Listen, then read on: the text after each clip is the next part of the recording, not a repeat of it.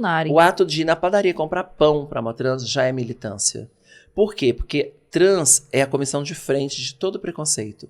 As pedras acertam sempre primeiro na gente. A bala pega sempre primeiro na gente. A paulada sempre primeiro na gente. Nós somos um escudo para toda a comunidade LGBT. Eles deveriam valorizar muito mais as mulheres trans e os homens trans.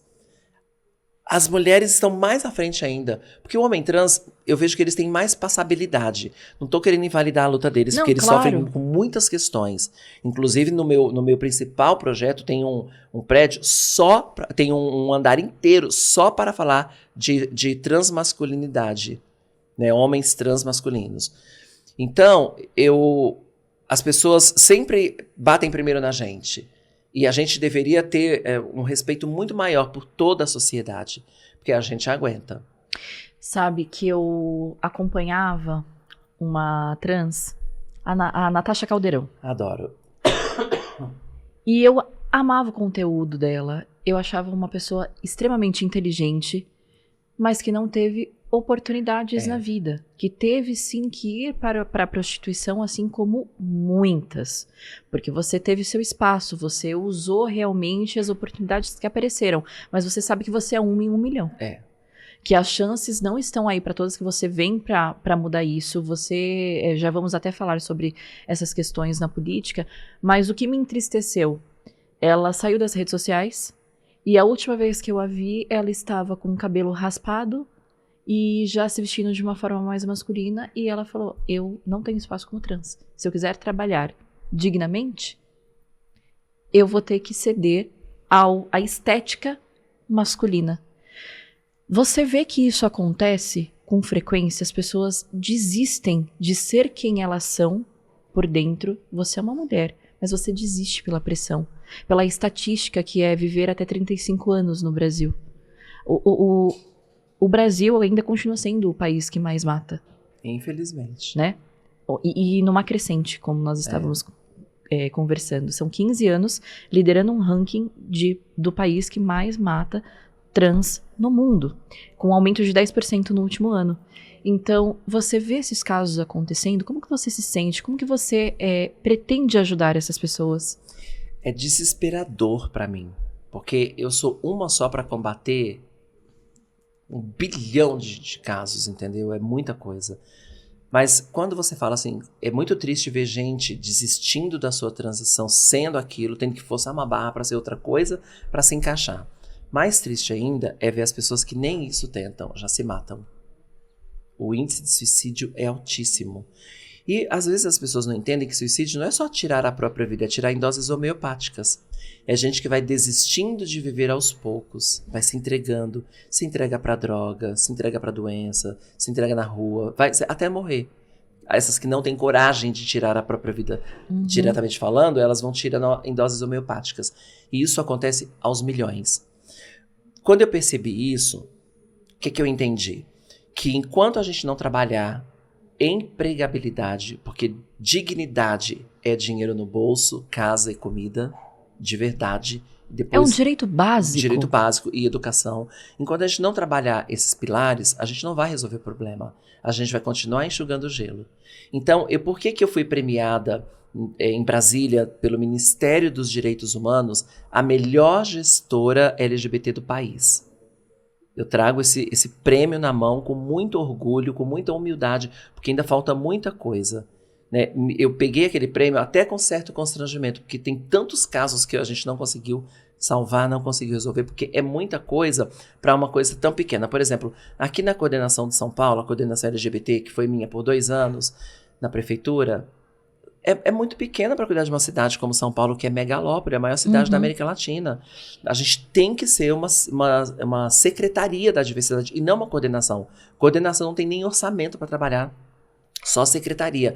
Então, um dos meus objetivos para a gente começar a corrigir o problema é São Paulo comporta uma secretaria da diversidade e não uma coordenação, com 12 pessoas trabalhando para uma cidade com 12 milhões de habitantes. Não, a Impossível. matemática não bate. Dá. A gente não consegue cuidar nem direito da letra T. Quanto mais ser uma coordenadora L, G, B, T. Então, o que eu pensei? Logo que eu assumi o cargo 2 anos atrás, eu escrevi um projeto vai chamar Casa Arco-Íris. São 24 andares, é o maior projeto do mundo para LGBTs. Nós colocaríamos a comunidade LGBT brasileira, e começando por São Paulo, no topo do planeta. Sem contar que a gente ia fomentar turismo, empregabilidade para a comunidade, porque imagina 24 andares empregando só pessoas LGBT trans. Eu falo LGBT trans porque é a prioridade das pessoas trans. Né? Então, um andar para cada sigla. As lésbicas, por exemplo, são extremamente invisibilizadas dentro dessa sigla. Mesmo a gente colocando o L na frente, porque antigamente era GLBT. Nós colocamos o L na frente para dar visibilidade para as lésbicas, que elas não tinham. Ainda assim, elas são invisibilizadas. E dentro de uma coordenação, eu não conseguia dar assistência, porque a gente mal conseguia dar conta da letra T, que é a mais vulnerável. A gente não conseguia. E eu comecei a brigar por isso lá dentro e brigar por esse projeto. Fui para Brasília, conversei com o seu Tebet, conversei com todo mundo sobre esse projeto. Todo mundo aprovou. Então esse projeto está a um passo de sair. Ele já é quase uma realidade. Falta muito pouco. Se eu for eleita e apresentar esse projeto, ele sai do papel, porque o prédio já está pronto. Perfeito. Então não é uma coisa que vai sair do nada. É uma coisa que já está muito bem encaminhada. E nesse prédio vai ter de tudo. Vai ter uma delegacia LGBT, a primeira, no térreo, um teatro com atração cultural permanente, com temáticas LGBTs, dando espaço para os artistas, resgatando as divas que construíram toda essa história. Silvete Montilla, Greta Starr, Rosana Starr, todas aquelas divas que estão aí. Elas não morreram, elas estão vivas. E mais vivas do que nunca, porque eu fiz um projeto na coordenação que chama Velhices LGBTs, e você precisa ver a emoção delas de estarem voltando pra cena. Porque aí a gente tem uma problemática também, né? Vamos colocar que as artistas se apresentaram uma vida inteira, elas precisam de um descanso. Você vê artistas como Silvete. Silvete eu não tenho certeza de quantos anos ela está, mas sei que já tá numa idade avançada para se preparar todas as noites para fazer um show. Tá cansada. Tá cansada. E como que você aposenta? Exatamente. Uma pessoa, como que você dá o direito dela descansar? Precisa pensar nisso. Precisa profissionalizar tudo, né? Precisa organizar essas vidas. Então, e esse projeto Casa Arco-Íris, com 24 andares, nós vamos cuidar da nova pandemia, Qual é que a é a nova saúde pandemia? mental. É a nova pandemia. Ela já está aí, não é que ela está vindo. E há um tempo. Ela já está. O que tem de suicídio, você não tem noção. O que tem de gente sendo... Nossa, é um absurdo, assim, as pessoas estão surtando. Só que a pandemia, essa pandemia de saúde mental, ela não é só da comunidade LGBT por causa das invalidações. É todo mundo. Quando você pega a comunidade hétero, que trabalha na escala 6x1 de trabalho, essas pessoas vão surtar. Eu não dou 10 anos para essas pessoas não terem mais vida própria. Para essas pessoas não aguentarem o tranco. Então, uma das minhas lutas que não tem a ver diretamente com a comunidade LGBT é proibir a escala 6x1 de trabalho. Essas pessoas não vão aguentar 10 anos nessa jornada, gente. Não vão aguentar. Eu te garanto, grava isso que eu tô falando. Grava, porque daqui 10 anos alguém vai falar, poxa, 10 anos atrás a Léo Áquila avisou. As pessoas vão surtar num tanto que elas não vão suportar. O burnout tá aí, a depressão, a ansiedade, o tanto de... nós temos uma crise realmente, como você falou, uma crise mundial de saúde com transtornos mentais. Falando em transtorno mental, a gente estava comentando também, até 2018, a transexualidade era considerada uma doença mental. Sim. Vocês eram vistos como pessoas doentes.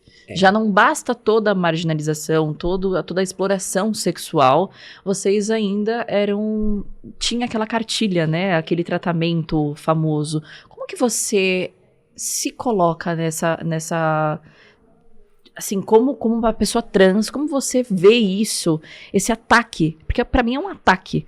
Você chegar pra uma pessoa e falar, você é doente mental, vai se tratar. Mas isso acontece ainda, tá? Ainda. 2018 foi legalizado isso, né? Que tá aí. Que foi ontem, mas na prática isso ainda acontece. São duas coisas. Quando não acham que você é doente da cabeça, né, doença mental, acham que você tá com um demônio no corpo. Ou você ainda não encontrou a pessoa certa pra te fazer mudar de ideia. Exatamente. Isso é um problema pra gente que a gente tem que lutar contra. Você sabe que eu tive uma visão, eu sou espírita kardecista.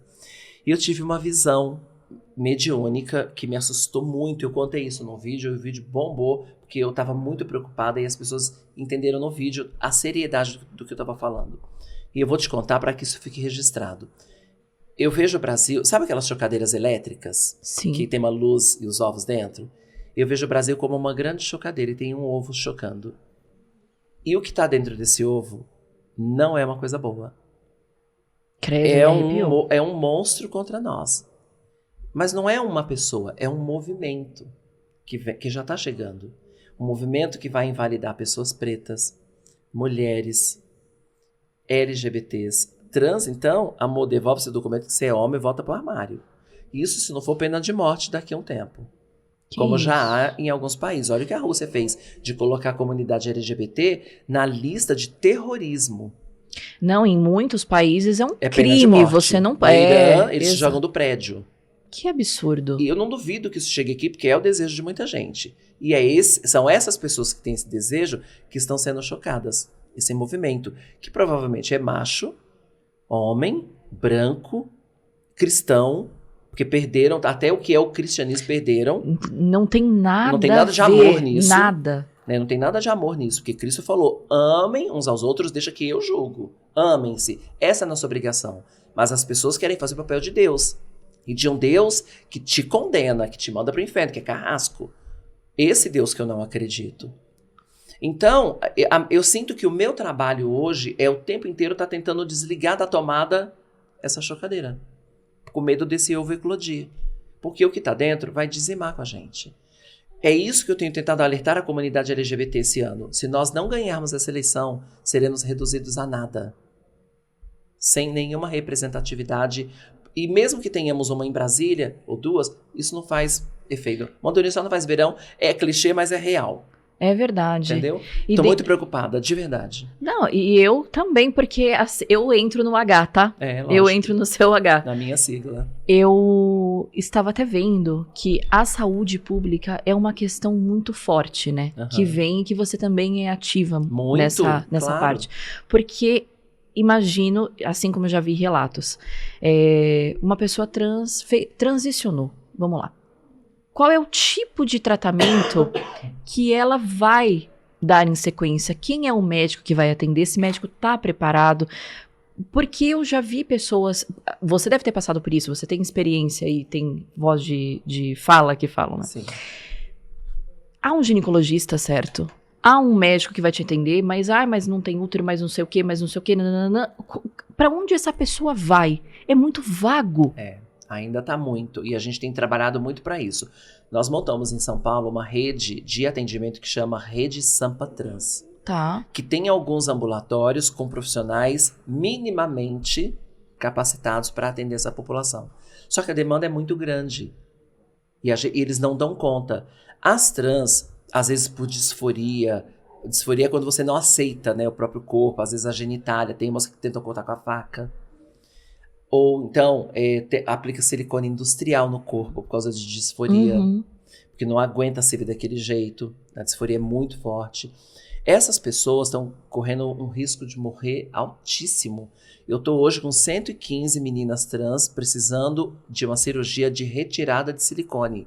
São Paulo não tem um hospital que faça. Olha que absurdo. E não é um direito pelo SUS? Mas não tem ninguém que opere, não tem um médico. Não tem profissional para fazer. Nós só temos um hospital que está fazendo, que é em Diadema, não é nem nosso município. Nossa. Eu tenho que ficar lá em Diadema toda hora batendo na porta deles falando, pelo amor de Deus, essa aqui tá para morrer. E a semana passada 2 morreram de infecção de silicone. O peito estourou, tava caindo pus, assim, sabe? A outra foi o bumbum. É daquele silicone industrial, PMMA? O silicone industrial, na verdade, é avião de óleo. Ah, tá. Aquilo não é se vai dar problema, é quando vai dar. Vai uma dar. Bomba, uma bomba. Eu tô com 3 casos de uma menina trans de 12, uma de 13 e uma de 15 anos, que já estão com silicone industrial no corpo, com silicone e se prostituindo.